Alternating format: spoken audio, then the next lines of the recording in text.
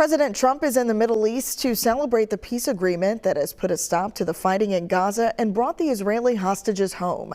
Natalie Brand has more details from the White House.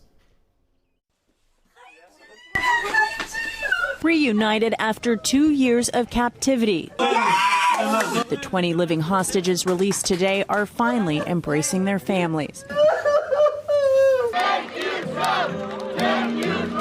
Cheers erupted in Hostage Square in Tel Aviv as crowds gathered to watch coverage of the hostages' return and President Trump's speech before Israel's parliament. This is not only the end of a war, this is the end of an age of terror and death and the beginning of the age of faith and hope and of God.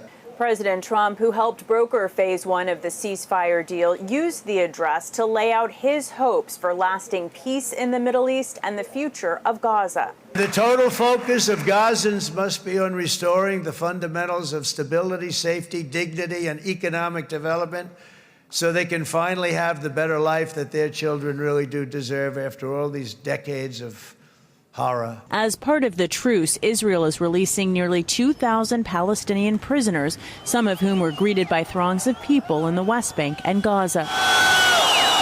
Humanitarian aid is also expected to surge into the war-torn region. It's peace in the Middle East, and everybody said it's not possible to do, and it's going to happen, and it is happening as before your very eyes. President Trump and leaders from more than 20 nations are attending a summit in Egypt to celebrate the deal, but also discuss the more challenging next phases that will address governance of Gaza and disarming Hamas.